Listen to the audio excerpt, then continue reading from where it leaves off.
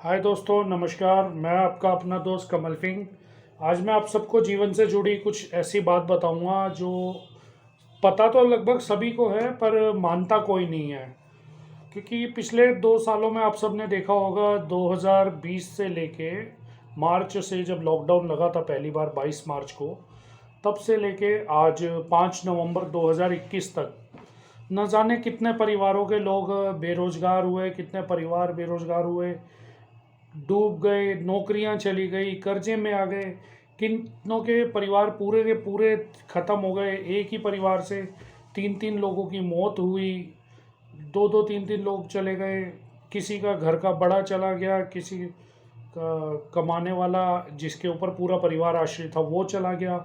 परंतु इस लॉकडाउन में और कोरोना काल में बहुत क्षति पहुंची जिसकी कोई पूर्ति नहीं है, अननेसेसरी की क्षति हुई।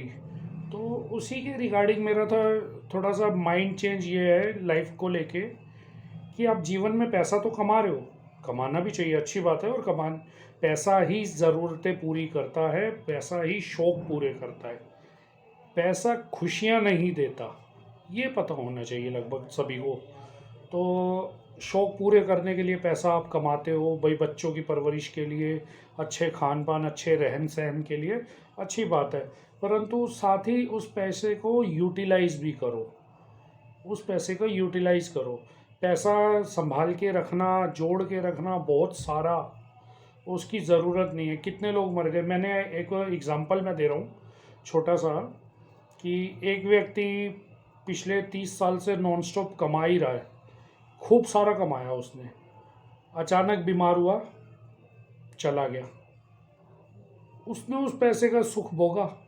हम सब अपनी अपनी प्लानिंग्स में लगे हैं, अननेसेसरी की बीमारी आई, अननेसेसरी की मौत आई, अननेसेसरी में परिवार बर्बाद हो गया।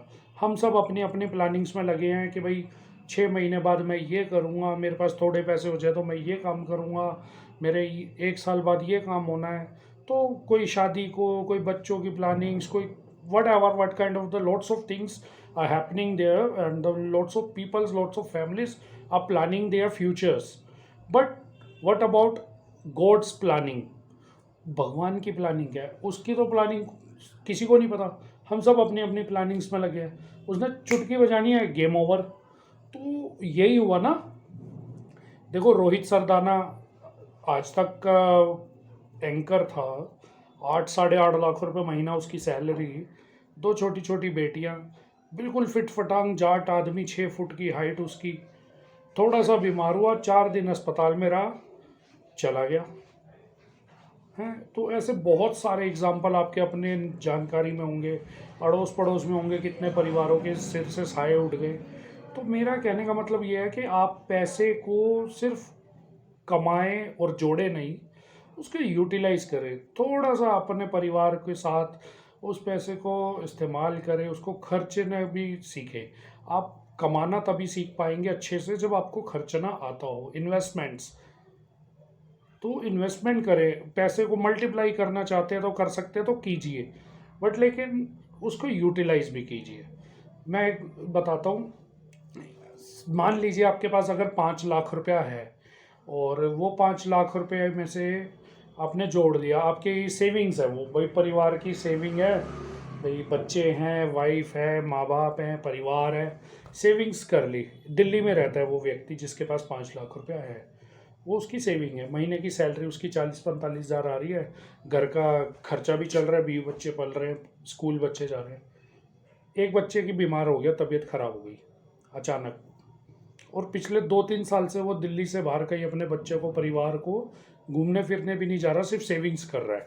बच्चों ये कह रहे हैं कि पापा कहीं टूर पे जाना है, कहीं घूमने जाना है, कोई डेस्टिनेशन वेकेशन हम प्लान करते हैं, वो नहीं कर रहा, वो सिर्फ पैसे जोड़ रहा है। एक बच्चा बीमार हो गया, 2 से 3 लाख रुपए, 2.5 लाख रुपए उसके खर्चे में, इलाज में 5 मिनट में लगा देगा। वो जाते ही बिल भरेगा, फार्म भरेगा, साइन करेगा, कहेगा भाई लगा दो, बच्चा ठीक होना चाहिए मेरा, मुझे मेरा बच्चा ठीक चाहिए। अच्छा जी, बच्चे को ठीक तो करा लिया, 6 महीने बेड पे भी रहा बच्चा, टेंशन भी ली, डिप्रेशन में खुद भी गया, फैमिली भी गई। बट उस पैसे का, 5 लाख का 2.5 लाख तूने अस्पताल में दे दिया, 5 दिन बच्चा हॉस्पिटल में रहा, 6 महीने बेड पे घर में रहा, ट्रीटमेंट्स चले, डिप्रेस्ड हुई पूरी फैमिली। बट वही बच्चा आपको जब 6 महीने पहले कह रहा है कि पापा कहीं वेकेशंस पे चलते, कहीं घुमा लाओ, कहीं दिखा लाओ, अगर आप उस 5 लाख रुपए में से सिर्फ 50,000 रुपये अपने परिवार पर खर्च कर देते, अगर परिवार पर 50,000 रुपये खर्च कर देते किसी वैकेशन पे, कहीं दिल्ली से बाहर वैष्णो देवी, हरिद्वार, ऋषिकेश, केदारनाथ, किसी धार्मिक स्थल, किसी पिकनिक स्पॉट, जयपुर वगैरह एट्सेट्रा, कहीं जहां आपका मन करे वहाँ अगर परिवार के साथ घूम आते, एक एस्टिमेटेड अमाउंट स्पेंड करते कि भाई 50,000 रुपये खर्च किया, बच्चे और पूरा परिवार आपका इतना हैप्पी फील करता कि वो 10 लोगों को बता पाते या अपनी खुशियाँ जग जाहिर कर पाते। तो वो जो उनको खुशी मिलती, वो जो हैप्पीनेस थी, उस डिप्रेशन से आपको उबार सकती थी सिर्फ 50,000। मैं ये नहीं कह रहा वो 4.5 लाख रुपया पूरा 5 लाख कमाया तो पूरा उड़ा दो, नहीं, सिर्फ 10%। So it means you have to spend your family for the happiness, for the vacations, for the parties, for the outings. You have to spend your earnings, total earnings, 10% in a month, only 10%. 40% is your spending, bills, rent, whatever, what kind of lots of things, but only the 10% for the happiness of family. एक बार movie दिखाने ले जाओ महीने में, lunch करा लो, dinner करा लो परिवार को। तो इस तरीके की छोटी छोटी सी खुशियों का अगर आप ध्यान रख रहे हैं तो मैं समझता हूँ कि काफ़ी हद तक डिप्रेस्ड माइंड से आप बच सकते हैं। परिवार की खुशियों के लिए आप काम करने जाते हैं तो कोशिश करें उन्हें खुश भी रखें, खुश भी रखें, खर्चा भी करें उन पे। यही नहीं कि सिर्फ बैंक अकाउंट्स बढ़ा रहे हैं, अपने ईएमआईज भर रहे हैं, रेंट भर रहे हैं, इलेक्ट्रिसिटी बिल्स दे रहे हैं, अपने बिल्स और ईएमआईज पर ना रहें। अपने परिवार की खुशियों के लिए कुछ करें। उस पैसे को कोई भी मरने के बाद साथ लेके नहीं जाता, सब यहीं धरा रह जाएगा। तो please you have to invest, you have to invest, you have to spend for your families happiness. बच्चा बोले पापा घूमने जाना है, then you have to go.